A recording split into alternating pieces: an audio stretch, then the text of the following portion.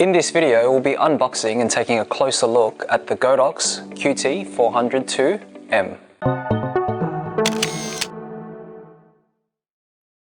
Thanks for watching, guys. Subscribe to us if you want to see more photo and video equipment reviews just like this. Follow us on Facebook and Instagram at Hypop. Visit our website at www.hypop.com.au. But with all that being said, let's get into it. So this is the QT400IIM. It comes in three different models. There's a QT400IIM, there's the 600IIM, and there's also the 1200IIM. So there's three different power outputs that are available with Godox. So I've got the QT400IIM studio flash with me now. This is Godox's higher tiered studio flash range. So there's the SK series, the QS series, and the QT series, which I have here with me now. Why it's the higher tiered flash range is because it's a full featured flash, including high speed sync, faster recycle times, and also faster flash durations. So other features that are included in that it has an inbuilt X system wireless receiving system here. So that there also allows you to use the X1 trigger with the actual Godox flash without the need of purchasing additional receivers. There's faster recycle time of 0.05 to 0.9 seconds. There's a shorter flash duration, so that really fast flash duration goes from 1/316th of a second all the way up to 1/28,984 thousandth of a second. And there's over 10,000 continuous flashes per second. So that actually means you can use this to pretty much freeze motion, which is why it's such a really good flash. It also has 1/8,000th of a second high-speed sync, and it has multi-flash and delay flash and mask function. So pretty much all the bells and whistles included in a full-featured flash. It's available in three different power outputs. So it's the 400 watt, the 600 watt, and the 1200 watt. So with all that being said, let's get into it and unbox this. So bits and pieces of documentation, the instruction manual, the Godox warranty card, and a QC pass card. Just remove this styrofoam.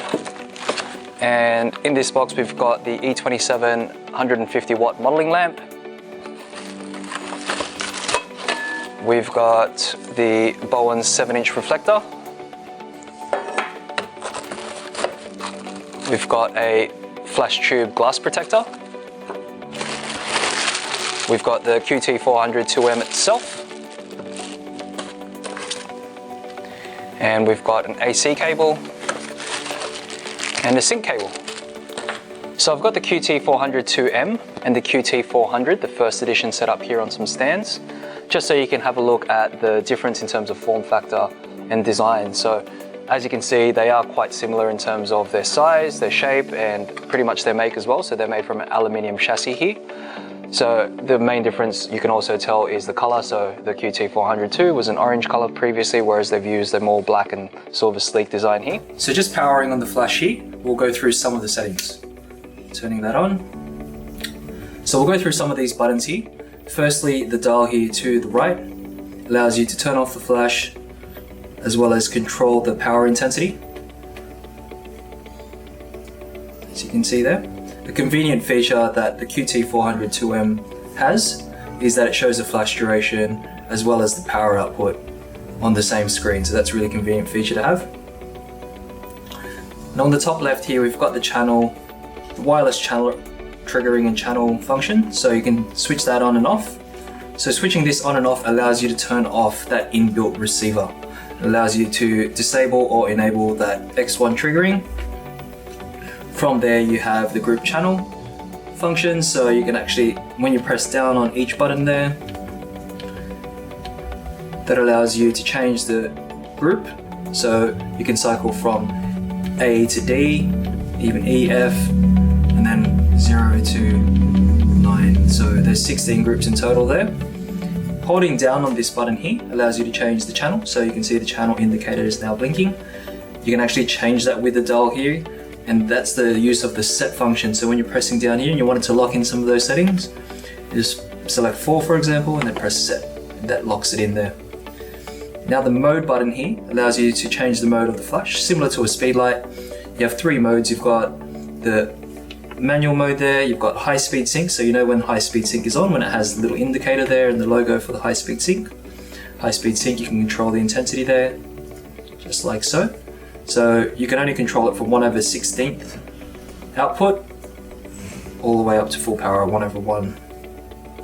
The mode, so you've got manual, you've got high speed sync, and you've got multi as well. So if you wanted to do stroboscopic effects, you've got the multi and back to manual. So here you've got the slave mode. So you can set, if you have multiple flashes of the QT series, you can set them to slaves. So set slave 1 or slave 2 or off. The buzz, so we currently have the buzz off, but what you can do is actually turn it on, which pretty much makes a sound every time you change a setting or when the flash itself goes off, just like so. And you've got the modeling light on and off, so you can turn that on.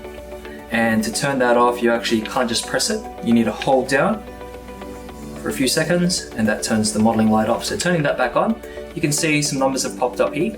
That controls the intensity of the modeling lamp. So right now, by default, it's actually set to 5%. To change that, you need to just press down on it once until it blinks. And then you can now change the intensity of your modeling lamp. 5% all the way up to 100% there. You can lock that in and you can turn that off, so just hold down and turn that off. Now you've got the test button, which fires off the flash if you wanted to keep that a test. And then you've got your outputs. As mentioned, so this is for the legacy Godox wireless system for the FT16 and XT16 triggers. You've got the sync port here, which is a 6.35mm sync port if you wanted to connect to your camera via sync cable, or use other wireless triggers, for example. So if you have other wireless triggers that aren't Godox, then you can definitely use them by using that sync port. And you've got the on-off button there. At the bottom here, you've got the AC jack, and then you've got the fuse compartment. Now, just to the front of the flash here, it's a Bowens S mount, so that's a really common or universal mount nowadays. So that supports lighting modifiers such as the one included here. This is the Bowens 7-inch reflector. That 7-inch reflector has a little hole here that allows you to mount umbrellas, parabolic umbrellas, things like that. So that's really great. But that Bowens S mount allows you to mount softboxes, barn doors, beauty dishes, snoots, and a wide array of lighting modifiers that you can use with these flashes. Now in the front here you can see the flash tube, so that's just the traditional circular flash tube there. And with the inclusion of this glass protection dome, you can actually mount that directly onto the front of the flash there. That allows you to protect the actual flash tube itself during use, during storage, and during transport. So that's a really good inclusion that Godox has added there. Now here we've got the E27 modeling lamp, so this is 150 watt, and that just screws directly into the flash itself. And the great thing that Godox has thought of was to create a Bowens cap protector that will house all of that. So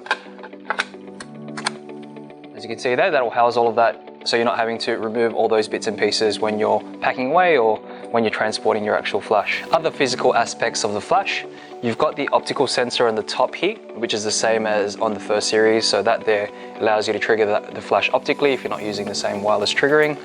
And at the bottom here, you've got a large handle that controls the tilt knob. As you can see, it was exactly the same with the previous edition, so that allows you to tilt the head. And just on the side here, you've got the mount for the umbrella, so it allows you to mount umbrellas, parabolic umbrellas, umbrella softboxes, etc. So that's pretty much it. In terms of build quality, they're really the same. And the main differences between both flashes are that this flash can do high-speed sync, so the previous model wasn't able to do that. The flash duration is significantly higher on the QT400IIM. It also has the inbuilt X triggering system, the receiver built in, which means you won't have to buy additional receivers and you won't have to use those ports there for receivers because it's all built in now. So those are the major differences between the two. So that was a quick unboxing and overview of the Godox QT400IIM Studio Flash.